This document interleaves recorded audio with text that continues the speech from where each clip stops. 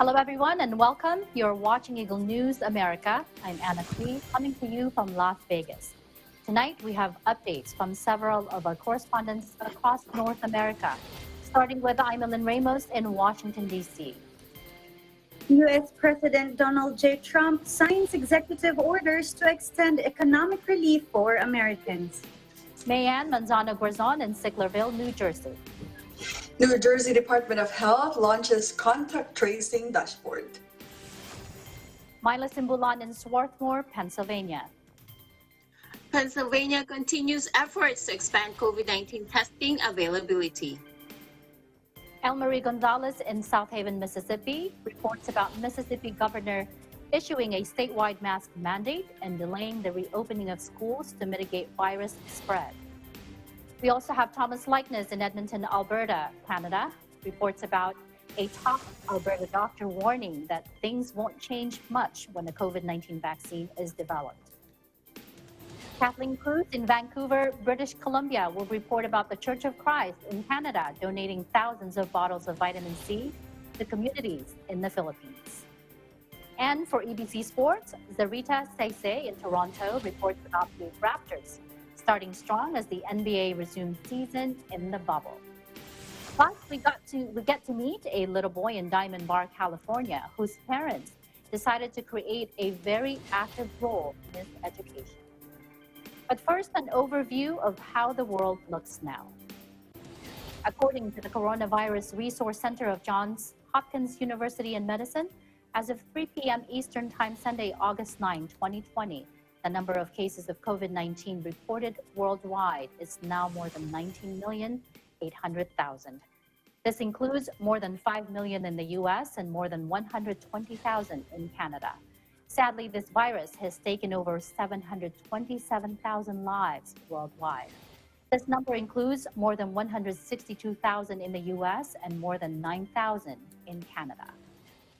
Our coverage begins now.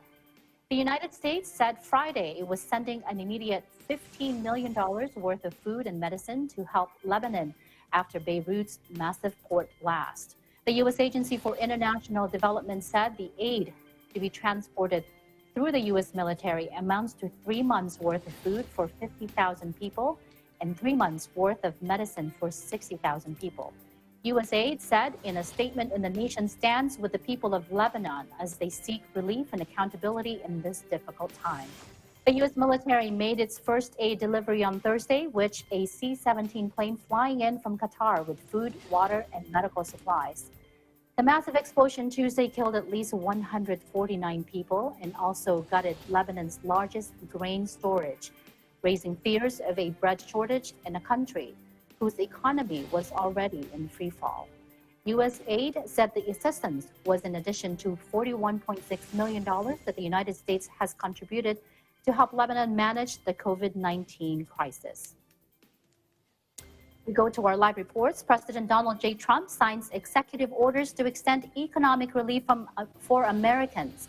Eagle News correspondent Imelin Ramos has the details. Imelin. Thank you, Anna. The United States has reached the unfortunate milestone of surpassing 5 million coronavirus cases with more than 162,000 deaths. With the United States struggling to contain the virus and with so many Americans affected financially, the president on Saturday signed 4 executive orders extending financial relief. Whether this is politically motivated is not clear, but this is happening at a time when a large majority of voters are unhappy with the president's handling of the crisis. With the unemployment in the double digits, businesses heavily affected because of social distancing, and many relief measures having expired in July, Congress has failed on passing a new stimulus package. The president decided to bypass Congress and pass his own stimulus package. In his decision to circumvent Congress, President Trump said in a press conference in New Jersey, quote, "We've had it, and we're going to save American jobs and provide relief to the American workers." What are the 4 executive orders that the president signed? The first executive order deals with the payroll tax. Take a look. First one is I'm providing a payroll tax holiday to Americans earning less than $100,000 per year. In a few moments, I will sign a directive instructing the Treasury Department to allow employers to defer payment of the employee portion of certain payroll taxes. The second order directs the Department of Housing and Urban Development, HHS, and CDC to ensure that renters and homeowners can stay at their homes. This essentially protects people from being evicted. The third executive order will expand certain benefits. This is how the President describes this benefit. Please take a look. For this reason, I'm taking action to provide an additional or an extra $400 per week in expanded benefits. $400, okay? So that's generous, but we want to take care of our people. Again, it wasn't their fault, it was China's fault. States will... The last executive order will extend benefits for student loans. The President explains the benefit of these executive orders. These four actions, my administration will provide immediate and vital relief to Americans struggling in this difficult time. And the beautiful thing about this difficult time is we're now coming back and setting records. Speaker of the House Nancy Pelosi and Senate Minority Leader Chuck Schumer issued a joint statement yesterday on these new executive orders. The issued statement states the following, quote, "Today's meager announcements by the President show President Trump still does not comprehend the seriousness or the urgency of the health and economic crisis facing working families. We're disappointed that instead of putting in the work to solve Americans' problems, the President instead unworkable, weak and narrow policy announcements to slash the unemployment benefits that millions desperately need and endanger seniors' Social Security and Medicare. This is definitely not a statement of support or endorsement of the President's executive orders. The statement also repeats the Democrats' call to Republicans to return to the table to deliver immediate relief. Whether it comes from the President or the Congress, this relief would most certainly benefit the millions of Americans who are struggling to make ends meet." Anna. In Washington, D.C., I'm Melin Bondoc Ramos. Eagle News, we live in interesting times. Thank you, Imelin, for that report. You know, there's been a lot of discussion on this, right? And obviously the Democrats are opposed to these executive orders.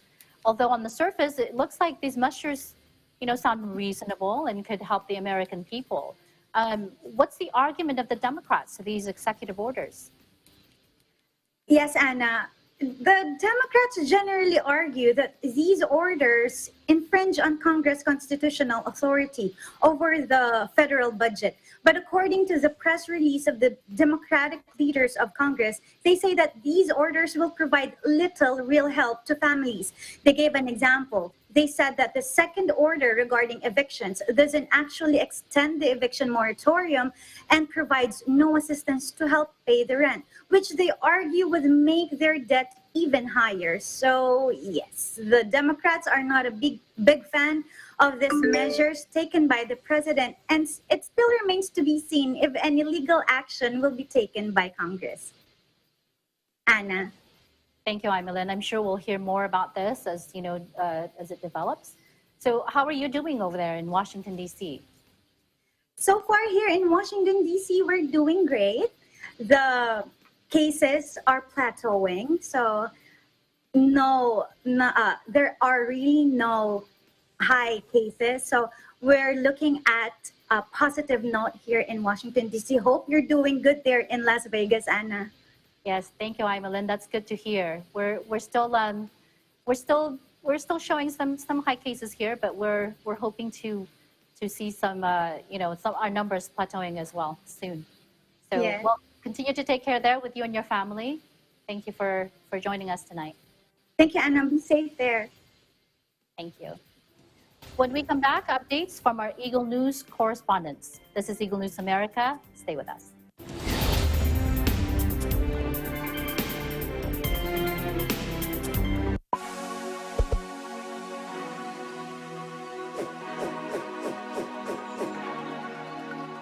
Hello there, I'm Alfred, and I'm a graduate of Bachelor of Science in Computer Science, batch of 2008 in New Era University. I'm currently working as an operations analyst in Autodesk.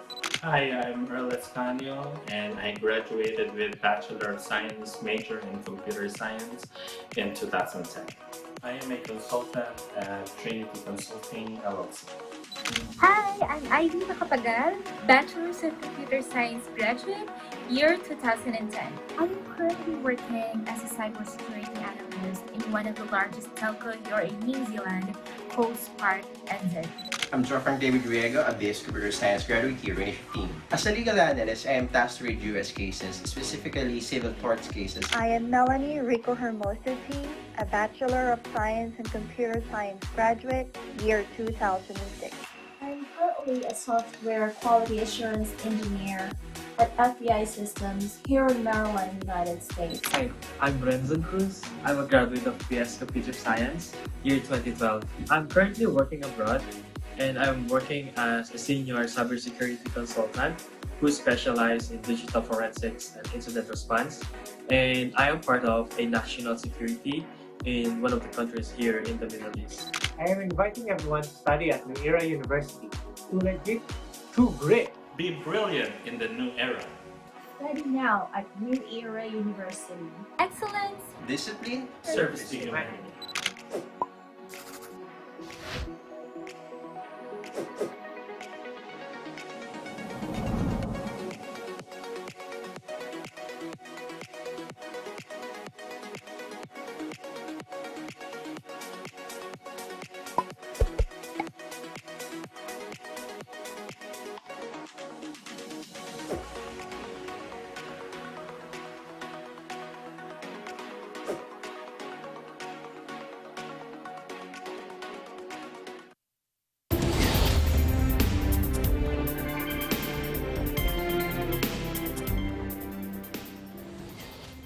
Welcome back. You're watching Eagle News America. I'm Anna Cui in Las Vegas.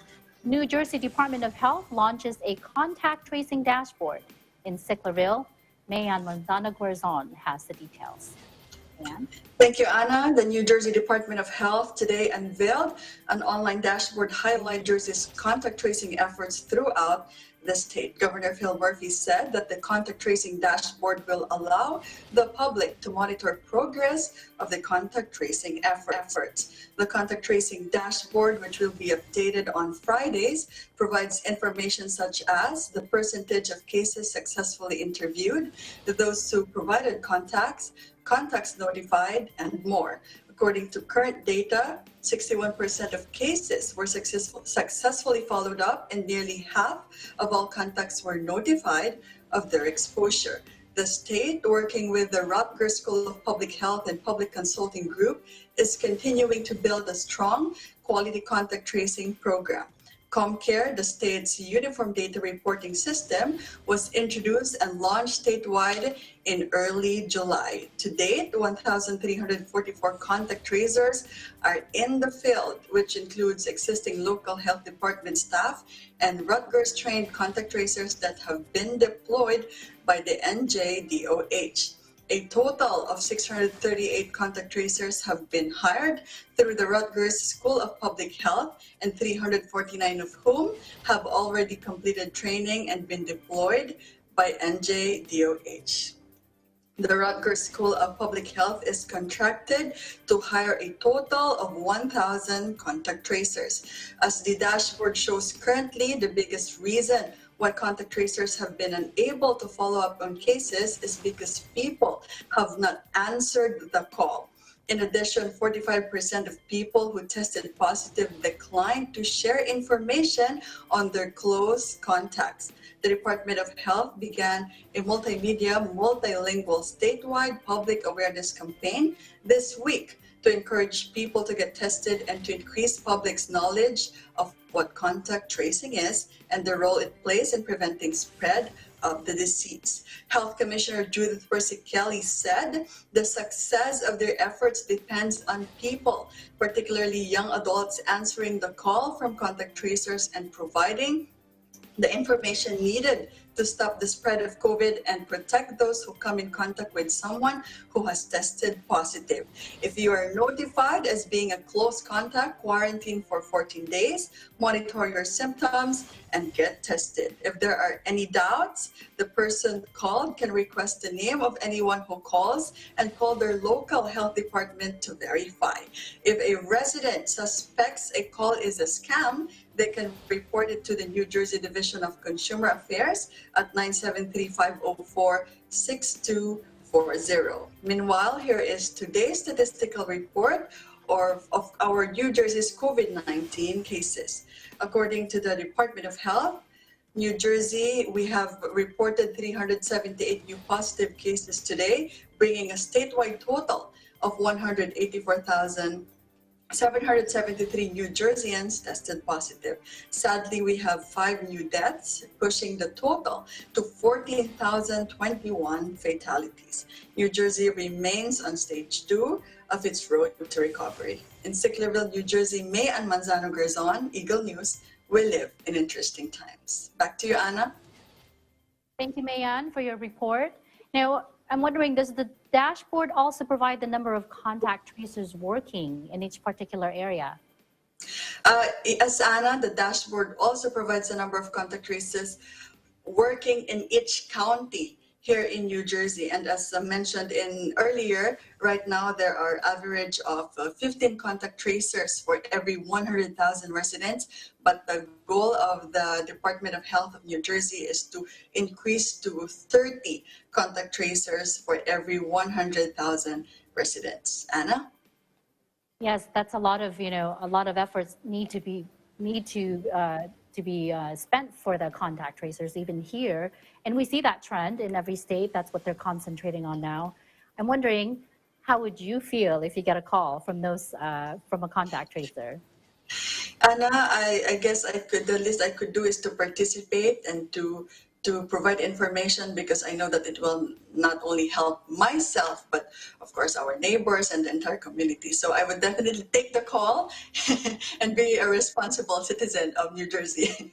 Yeah. Anna. Well, like you mentioned, they could always verify. Unfortunately, in these times, there are those who take advantage of this difficult situation, and there's a lot of scams going on. So it's a good thing that you mentioned that they can verify by calling the Department of Health to verify if it is a legitimate call. So, well, thank you, Mayan. You continue to stay safe out there. Thank you for your report. We look forward to have you joining again next time. Thank you, Anna. Pennsylvania continues efforts to expand COVID-19 testing availability. In Swarthmore, Bureau Chief Myla Simbulan has the details. Myla? Thanks, Anna. We all know testing for COVID-19 virus is important. That's why the Wolf administration continues its efforts in increasing testing in Pennsylvania. In partnership with Walmart and Quest Diagnostic, both providing direct access in many communities, including rural areas, having testing sites, especially in remote areas, are one of the challenges in COVID-19 testing. Partnering with companies that has a broader access to communities helps in having accessible testing sites. Here's Governor of Pennsylvania Tom Wolf to tell us more about it. Take a look. Walmart is one of the key testing partners for Pennsylvania. They've been operating drive-through testing center in parking lots, I think at 13 locations, especially in rural communities. And they're part of the total 400 and what are we now? 445. 445 testing sites across the state. And we're continuing to build our testing capacity, and we need to do that.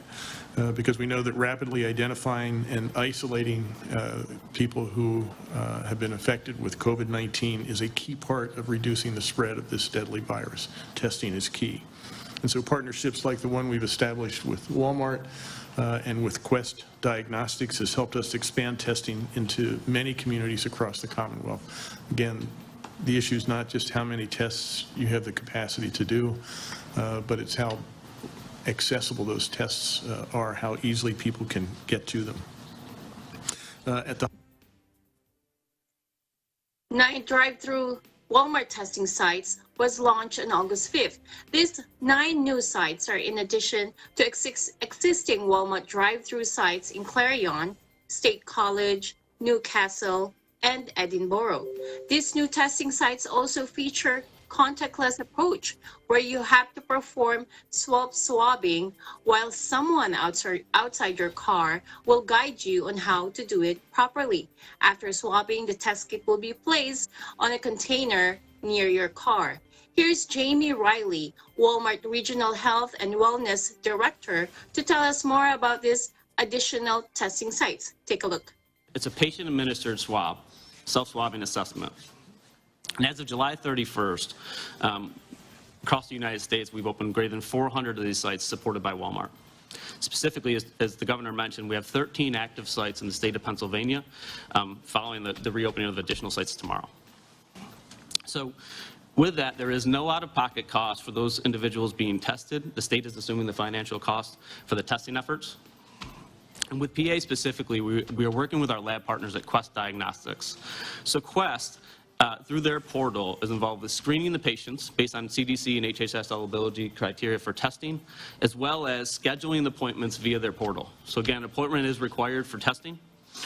After the collection process that you just saw in the video, they process the samples and lastly, deliver the results to those individuals who have been tested. For those who want to be tested, it's www.myquestcovidtestpa.com. So again, www.myquestcovidtestpa.com. Pennsylvania has conducted the 9th highest total number of tests for COVID-19 in the country, according to the Centers for Disease Control and Prevention. Since the beginning of the pandemic, more than 1.6 million tests have been completed, which equates to 13% of the Pennsylvania population. At the height of the first wave in April, statewide testing capacity was limited to under 8,000 tests per day. Pennsylvania is now averaging more than 22,000 test results per day as of Saturday, August 1st, and is testing about 4% of the population each month. In Swarthmore, Pennsylvania, Myla Simbulan, Eagle News, we live in interesting times. Back to you, Anna. Thank you, Myla, for your report. What are the types of testing currently available in your state? So, Anna, there are 2 kinds of tests that we're doing here in Pennsylvania. One is diagnostic test, and the other is antibody test. Diagnostic test, that's the one that identifies the current infection. Antibody test identifies a previous infection. So, here in Pennsylvania, we do mostly the diagnostic test only, but both are still available, though. Anna? And it's good. I think I heard that it's going to be no cost, right? The ones that's going to be available. Yes, that's correct. That's why I'm kind of thinking of taking advantage of that since I'm due on my annual physical. I'm not sure if that can be part of it, but I'm going to ask. Definitely going to ask my doctor about it. Anna, you read my mind. That was going to be my next question, Myla. If you've been tested yet, I'm considering it myself. I think the antibody maybe, just to see if I've been exposed to it and have some antibodies. We'll see. Well, maybe you'll let us know next time how that turned out for you. Yes, we'll do. All right. Thank you, Myla. Look forward to having you join us again next time. Take care. Thanks, Anna. Mississippi Governor Tate Reeves issues a statewide mask mandate and delays the reopening of schools to mitigate spread of the virus. In South Haven, El Marie Gonzalez has the details. Thank you, Anna, and hello from South Haven, Mississippi. On Tuesday, Mississippi Governor Tate Reeves issues a statewide mask mandate and delays reopening the school to help slow down the spread of coronavirus in Mississippi. He said in his press briefing that we have to balance the very real risk of the virus and the lifelong damage of school closures. To do that, we have safely provide education of the greatest possible number of children. He added that the best way to accomplish that is to provide guidelines, allowing school leaders to tailor them and step in with the authority of the state government where it is absolutely necessary. Governor Reeves is working with the officials in the Mississippi Department of Education and the State Department of Health, mandating school districts in counties with recent spikes and higher risk of community transmission to push back the start of the 2020 to 2021 academic year another week. The Executive Order number 1517 states that school districts in the following counties must delay the reopening for grades 7 to 12 until Monday, August 17, which include Bolivar, Coahoma, Forest, George, Hinds, Panola, Sunflower, and Washington counties. This new executive order also includes a statewide mask mandate for inside school or outside of campus when social distancing is not possible, and also includes inside businesses and other public or outdoor places where social distancing cannot be possible. Exceptions include children under 6 years old, those with medical and behavioral conditions, and of exempted religious groups. As of yesterday, Saturday, August 8, 2020, there are 66,646 confirmed cases in Mississippi, 1,874 deaths according to Johns Hopkins University. Even if the summer weather is very hot, let's continue to do our part by being responsible and wearing masks or face coverings in order to help save lives. In South Haven, Mississippi, I am Elmer Gonzalez, Eagle News. We live in interesting times. Thank you, Elmarie, for that report. Coming up, updates from our correspondents in Canada. This is Eagle News. Stay with us.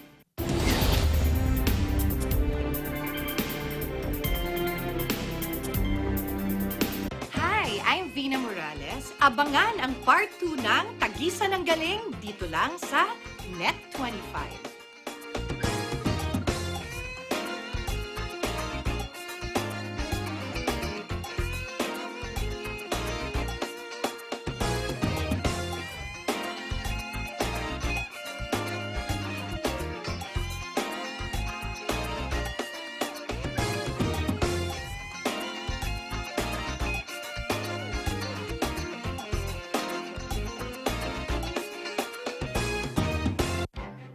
Events happen around us all the time, in our community, in our country, around the world. Events that affect people, move communities, or simply inspire us. Interesting events that people need to know. In these interesting times, we continue to be a competent partner in delivering news about these events. Fast, accurate, balanced. Eagle News, because we live in interesting times.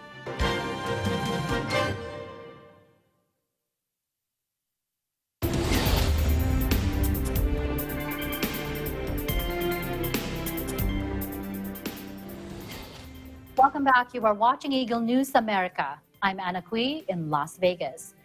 A top Alberta doctor warns that things won't change much when a COVID-19 vaccine is developed. In Edmonton, Bureau Chief Thomas Leikness has this report. Thanks, Anna. So we finally get a vaccine. Now what? Can we start getting back to the good old days? You know, big gatherings, no social distancing, potlucks, karaoke. Hey, I'm in, I can't wait. Hold on there, not so fast. Dr. Dina Hinshaw, Alberta's Chief Medical Officer of Health, says, vaccine or not, we're still going to have to watch our behavior. However, the focus on a vaccine can sometimes give a false confidence that the end of COVID-19 is just around the corner. It can make us think that if we resist changing our personal behavior for just a few more months, then a vaccine will arrive and we won't need to worry about modifying how we act. However, we cannot know when or if a highly effective vaccine will be identified. But Dr. Hinshaw, what if a vaccine's been developed and it's effective? What's the problem? Why can't we just get back to normal? Even then, there is no way to know for sure when a vaccine would be available to Albertans. It may take multiple doses over many weeks for our immune systems to develop sufficient disease-fighting antibodies. The hard truth is that we will likely still be fighting COVID-19 in 2021, so we do need to build good daily habits now. Hinshaw says the basic measures to help limit the spread of virus will remain the same. She says, until herd immunity is built up, until there are enough people in the population resistant to the virus after they've been immunized, we must act cautiously. I like the way the good doctor puts it. The most powerful tool we have against COVID-19 is our collective attitude, the strength of mind and community to stand up against a threat and protect each other. Good advice, Doctor. Patience, people. Patience. While we wait for that vaccine, I wish you all good health. Take care of others. Take care of yourselves. Stay home, stay safe, and stay tuned to Eagle News for accurate and balanced coverage of the COVID-19 pandemic and other current affairs. In Edmonton, Canada, Thomas I. Likeness, Eagle News. We live in interesting times. Back to you, Anna. Thank you, Thomas. Staying in Canada, thousands of vitamin C bottles were donated to communities in the Philippines by the Church of Christ in Canada. In Vancouver, Kathleen Cruz reports. Members of the Iglesia Ni Cristo Church of Christ across Canada recently had an Aid to Humanity project, wherein thousands of bottles of vitamin C tablets were donated. Through their Christian duty, motivated by their faith and love for their fellow men in these times of pandemic, boxes of vitamin C bottles will bound to the Philippines. Here is Iglesia Ni Cristo Minister of Gospel, Brother Muriel Cadasio, explains who extended their help to provide the vitamins. This was donated by the brethren here in the district of British Columbia, Canada. But the truth is, it is a Canada-wide donation. So we were able to donate tens of thousands of vitamins in order to help our fellow men who need it and those who are sick. And specifically, it will be donated in the Philippines. So there are so many. Almost all of the brethren unite in this campaign and to the guidance, like what they mentioned, to the guidance of the Executive Minister of the Church, Brother Eduardo V. Manalo. Brother Muriel also explains the beneficiaries of these donations and how they will receive it in the Philippines. Those who will benefit from this are some of our fellow men in the Philippines, especially right now that there is a pandemic, and that's why all the vitamins is bound to the Philippines. Actually, it is all packed and it is ready for shipment, and one of these days within this week, it will be shipped to the Philippines, and we're certain that it will really help many people in the Philippines, brethren or members of the Church of Christ, and even non-members of the Church of Christ. Everyone will benefit from this. Asked about why Iglesia Ni Cristo continues to conduct Aid to Humanity efforts. The reason is because this is the commandments of our Almighty God written in the Bible.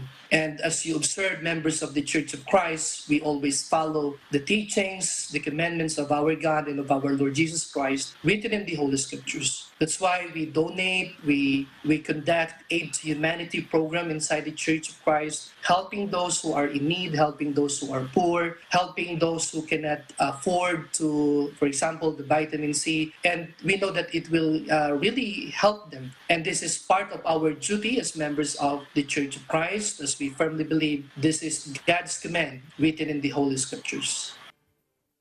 In Vancouver, Kathleen Cruz, Eagle News. We live in interesting times. Thank you, Kathleen, for your report. And now for EBC Sports. Raptors start strong as the NBA resumes the season in the bubble. EBC Sports correspondent Zarita Sese in Mississauga reports. The wait is finally over for NBA fans as they were able to get their basketball fix with the restart of the 2019-2020 NBA season.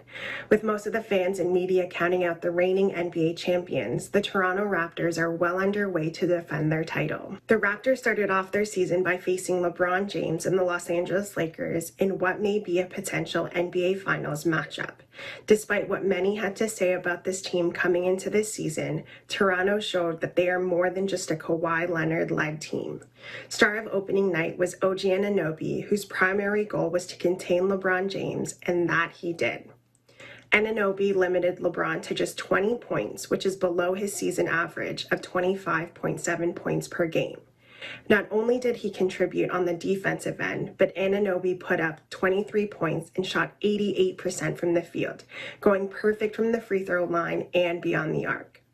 But of course, the resilient Raptors team was led by their captain, Kyle Lowry, who opened the restart with 33 points and 14 rebounds, going to the line 15 times for the night. That momentum continued when they faced the Miami Heat just a couple days later, a team that the Raptors have not been able to beat this season. In usual Toronto fashion, it was next man up, and it was Fred VanVleet's turn as he finished the night with a career-high 36 points, shooting 50% from the field and perfect from the line. Current most improved player Pascal Siakam was also able to get his legs under him with 22 points and 6 rebounds in just 36 minutes of play. This was then followed by a repeat of their first round meeting against the Orlando Magic, and the Raptors were able to once again take care of business, beating the Magic 109-99. With just a couple games under their belt, the Toronto Raptors are undefeated and have many people changing their minds about who will come out of the East. But as games continue on in the bubble, the current champions continue to poise themselves as examples to follow when it comes to using their platforms to amplify a bigger message. This all started when the team arrived at the Disney bubble with Black Lives Matter written on their team bus, and they have continued to share their message any chance they get. From the masks they wear to their backdrop during media availability and their pre-game outfit, the team continues to be united in their fight for equality. From Toronto, Canada, Zarita Sese, Eagle News, we live in interesting times. Thanks, Zarita. And for an update on the Raptors, as of today, the Raptors are 4-1 with a win earlier against the Memphis Grizzlies and a loss on Friday against the Celtics. With their win today, they have locked in the second seed in the Eastern Conference. Coming up, we will meet an 8-year-old boy in California whose parents decided to embrace the at-home mode of instruction and has turned the learning experience into a family bonding opportunity. We'll be right back. This is Eagle News.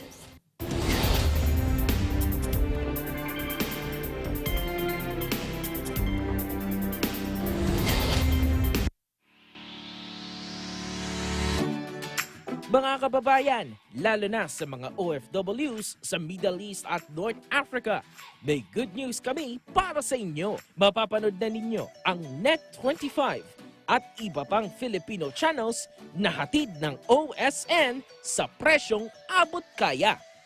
Libre ng box at installation, walang admin fees at no extra charges. Saktong entertainment na sakto lang sa budget mo.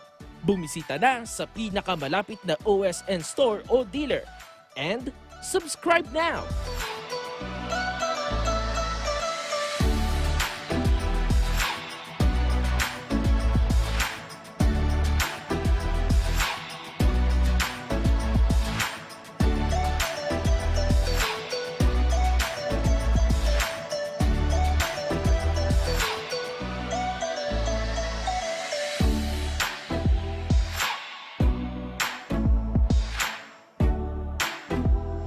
Sa Net25 at OSN, siguradong at home ka dito.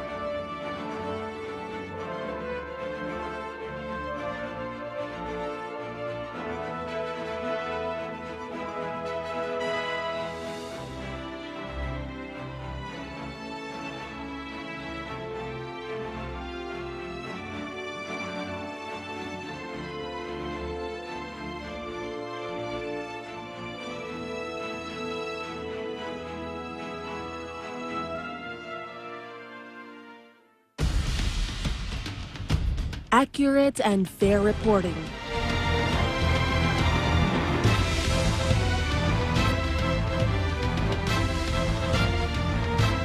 Not only from Batanes to Tawi-Tawi, but also abroad. Detailed and timely stories relevant to people all over the world. Catch all of these at Net25, your reliable source of news, entertainment, and technology updates.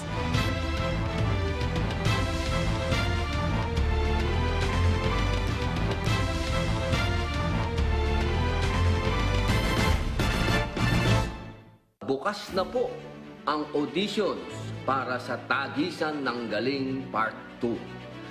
Mag-audition na po kayo sapagkat mahigit sa 7 million pesos ang nag-aantay na papremyo sa kategorya ng sayawan at kantahan. Opo, Tagisan ng Galing Part 2. Dito lamang po yan sa Net25. We know that this is a scary time for all of us. The coronavirus is changing the world. Changing our lives. So please, take care of yourself. Keep your distance. Wash your hands. And if you can, stay at home. We at DW are here for you. We are working tirelessly to keep you informed on all of our platforms. We're all in this together. And together, we'll make it through. Stay safe, everybody. Stay safe. Stay safe. Stay safe. Please, stay safe.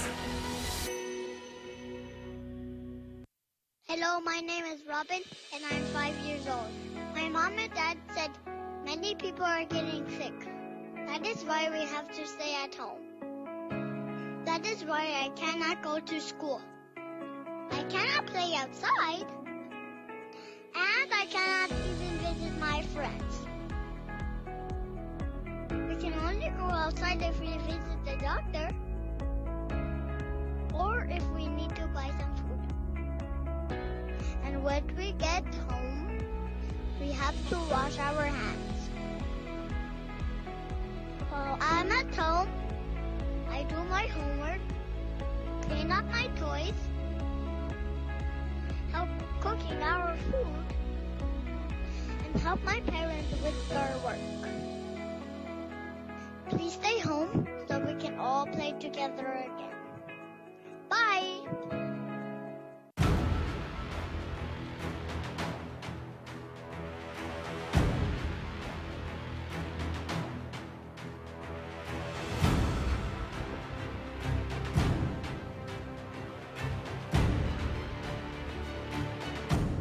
Sa pagkakaalam ko po, kahit kailan, hindi po lumabog ang araw.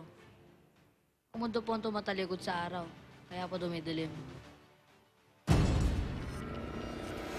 Napakaganda ng pelikula, napakagaling ng director. I highly recommend po yung pelikula, panoorin niyo po. Panoorin niyo po ito kasi for sure gagaan niyo po. Yung opening natin, successful siya. Hopefully, magtuloy-tuloy itong Make It Real.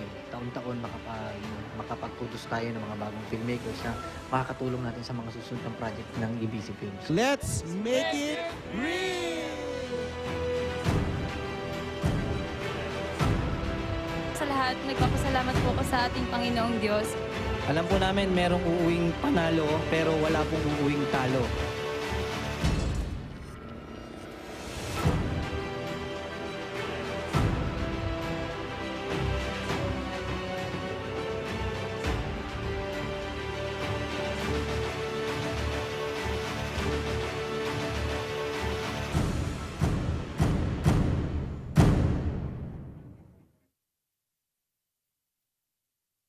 The biggest and widest talent competition in Philippine television continues with over 7 million pesos in cash prizes. Tagisan ng Galing Part 2. 3 winners will be chosen in each category. Singing category, second runner-up will receive 500,000 pesos. First runner-up will receive 1 million pesos. And for the grand champion, 2 million pesos. Dance category, second runner-up will receive 500,000 pesos.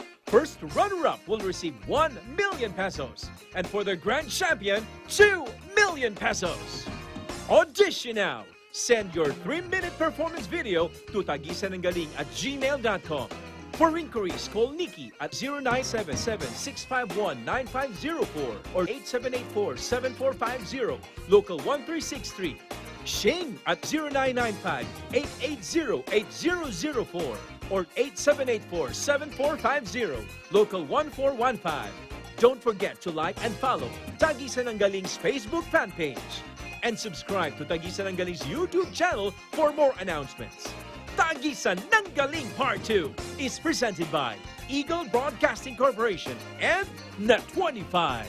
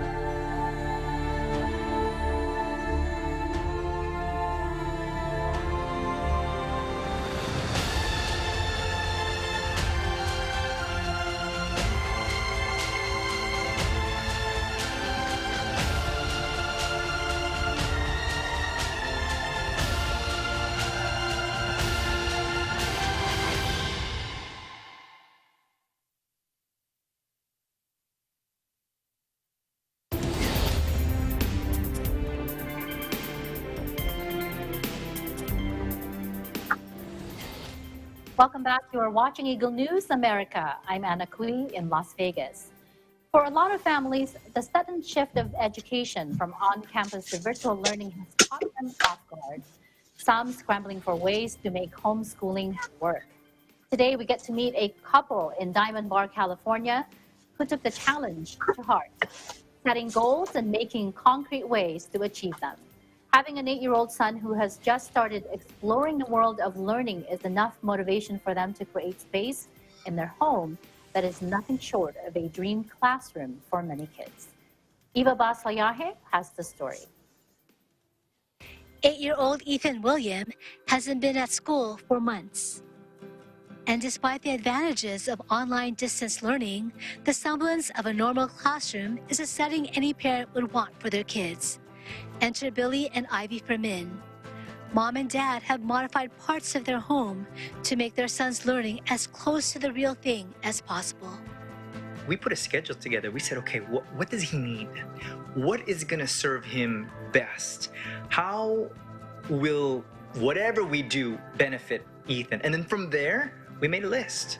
We know he needs a schedule. Okay, put a schedule. We know he needs incentives to motivate him. Okay, we need to have some kind of incentive. Okay, we need something organized, structured, whether it be a table or a chair or whatever it may be. Okay, he needs a laptop. Let's reach out to the school. What resources are the schools giving to us?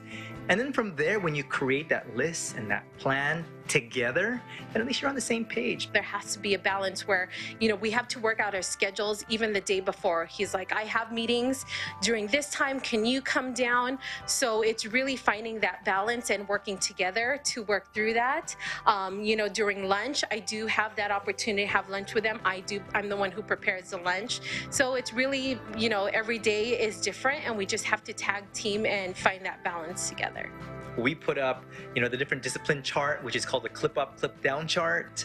We did the incentives marble jar, where he earns marbles and then puts them into different jars where he can earn some kind of reward. We had a treasure box, we had like a library reading place, and then of course his laptop, and then his table, his markers, his pens, and really wanted to make the environment as if you're going to school, bud, so you have to really make sure you're doing what you would have done there, but just at home. The first week, it was very hard because I think there was frustrations, not just them, but all of us. You know, we're sharing, we're sharing space in the house, and I could sense the frustration for all of us.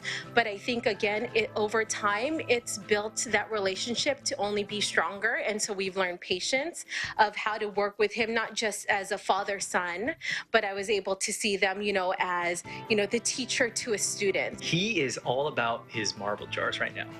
So he's just innately a very competitive kid, but we set it up where he couldn't put everything in one jar. So we gave him options. So it was like but there are different level tiers. Like if he puts more marbles in this jar, but it has a higher threshold, the prize is a little bit bigger. He can visually see that I'm doing good. And see, it's because of these marbles. These marbles are my gauge that I'm doing well. So if I work hard, if I do my work, I get marbles. And then we love seeing, like, where is he going to put the marbles? The marbles work is by doing very good jobs, and sometimes when school is done, sometimes I get marbles and fill it up. When it's all the way to at the line, then I get the prizes, and that's how I got a lot of marbles, by working hard.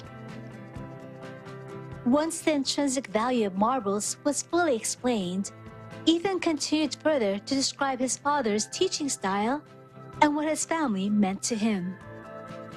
I think he's a perfect teacher for me because he is my dad, and I love him so much that I like him being my teacher.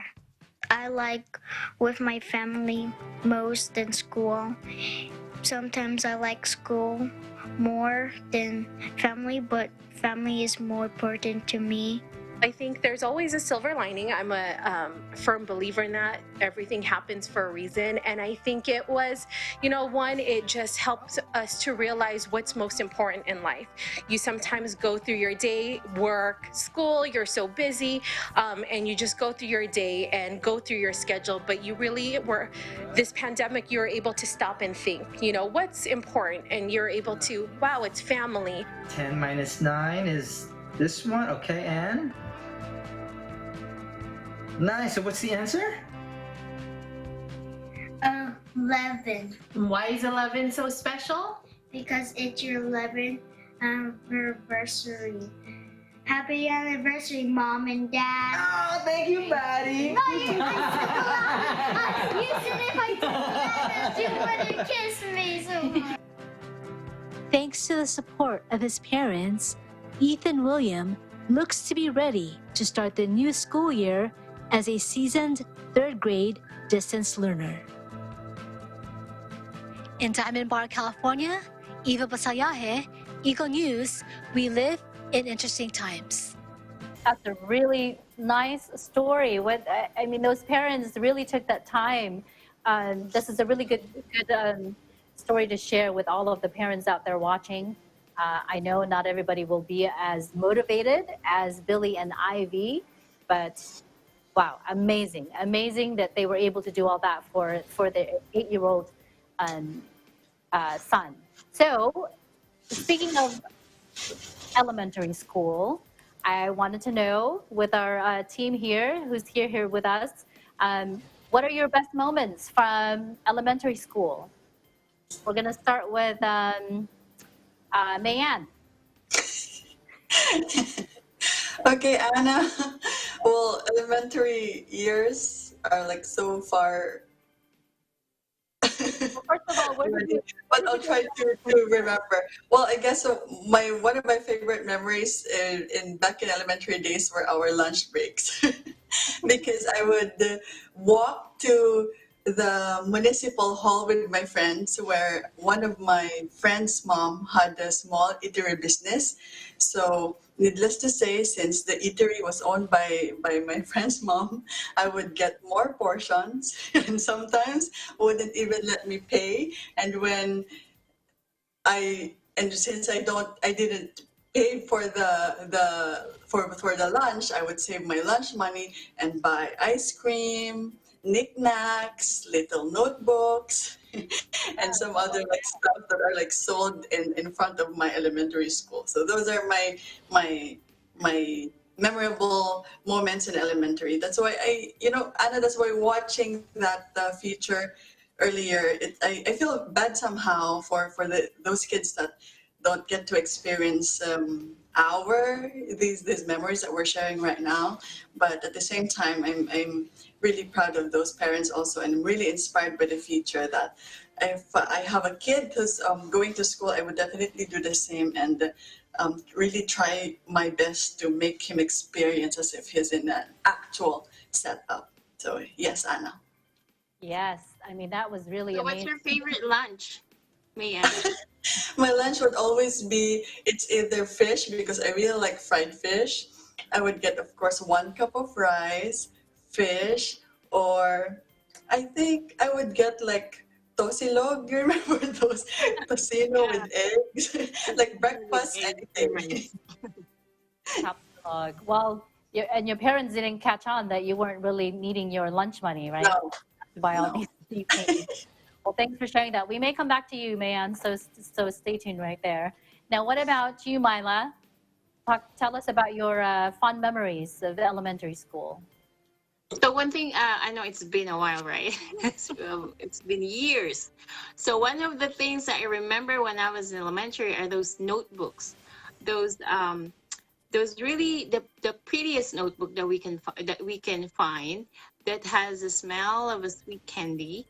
And we put in there all the best, like my best friend, my even the best enemy is in there, the crush is in there, the best teacher is in there. You write all those things in there, and you have to keep it because those are all your secrets. And I even write the best handwriting I could do on that notebook. So all the best are in there. It's just that you don't want your best enemy to read that, or else there will be, because it happened to me.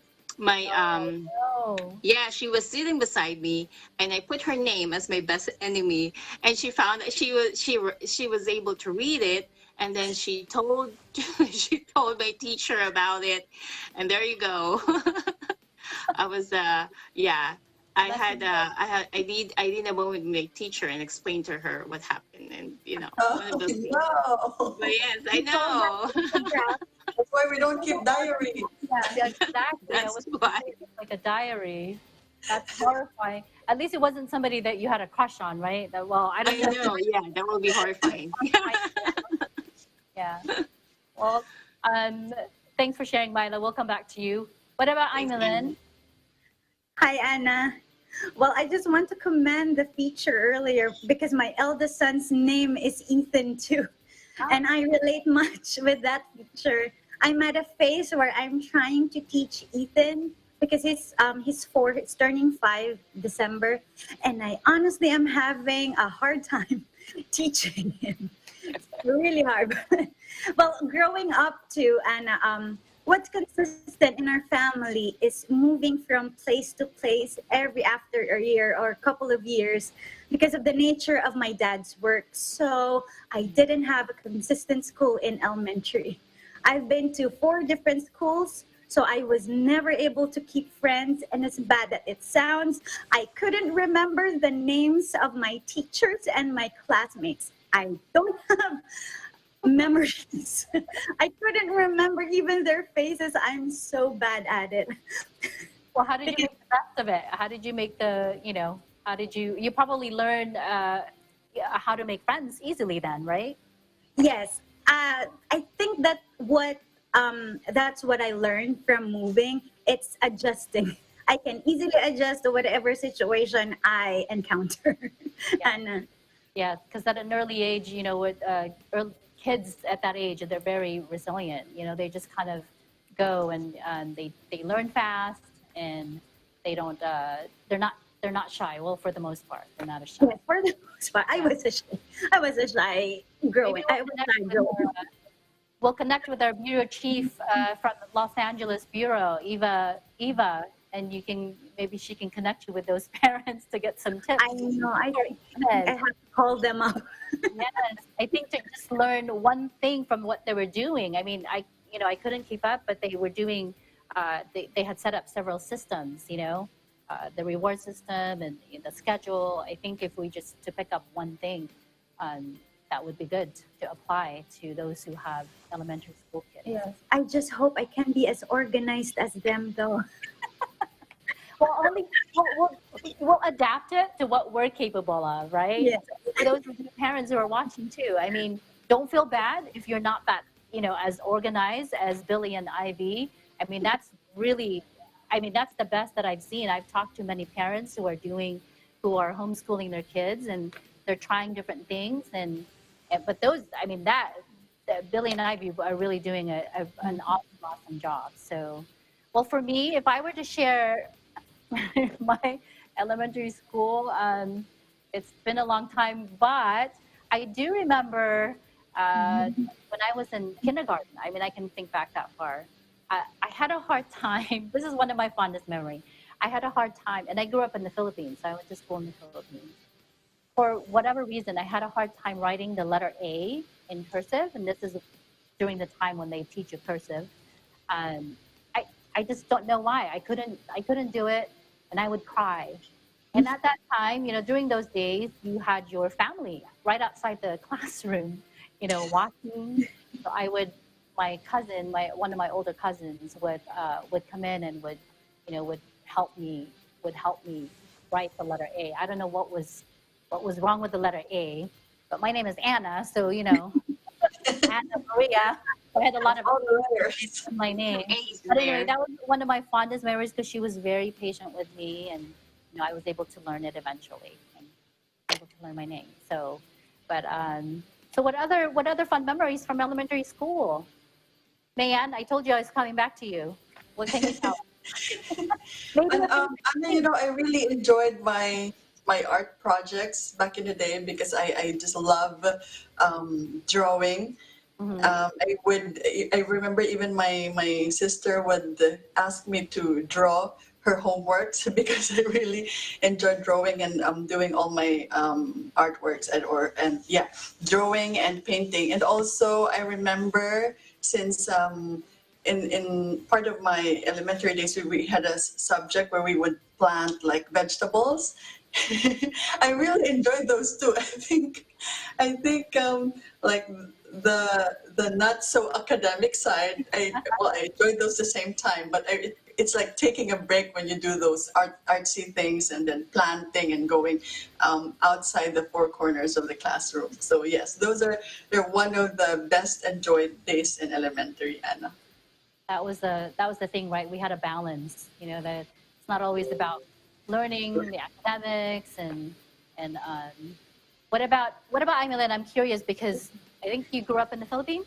Is that right? Yes, I do. What can you tell about the difference between, I know your eldest hasn't started school yet, but what are you anticipating? How is it, the difference between school there and school here? First is the school uniform. There's in the Philippines, I don't have to think about what to wear because we always have the uniform. But now with Ethan, I'm like anticipating, he has to wear good stuff. So that's one thing. And then the school system is very different from what I have been used to in the Philippines. Well, first is the language. I am actually teaching him Tagalog and English, or Filipino and English. So it will be interesting to teach him like English, and then when he go to school, he will be talking Tagalog with his classmates or so. Because sometimes I will tell him, okay, Ethan, can you put this there? Mommy, am I gonna tanggal this? Tanggal is English, is Tagalog for put away. Mommy, am I gonna tanggal this and put it there? Yes, so that's one of the challenges I'm actually anticipating, Anna. And of course, with regard the subjects, I am looking forward for Ethan's math because he loves numbers. Not so much for reading. Numbers, yes. That's great. That's great. Well, I'm That's sure great, he will yeah. be fine. He will be fine, Emeline. Nothing to worry about. He will adjust. So, Myla, last words. I didn't want you to be left out.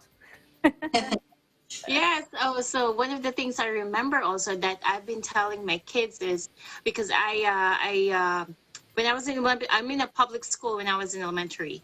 So after school, we every day there's an assignment to clean the room, and not only the room, the garden as well. So it's part of our daily activity. We are assigned to clean the room. So we scrub the floor, we dust the desk and the windows and all those things. So we were taught how to clean after ourselves. So that's I think a big difference here, especially here in the U.S.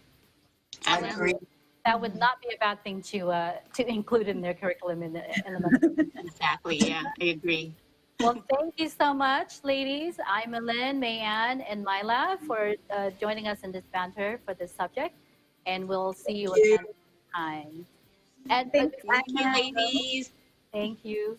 Before we all go, let's continue to thank our frontline and essential workers with a round of applause. We continue to appreciate each and every one of you. That is today's Eagle News America. Thank you for joining us. I'm Anna Cui. We live in interesting times.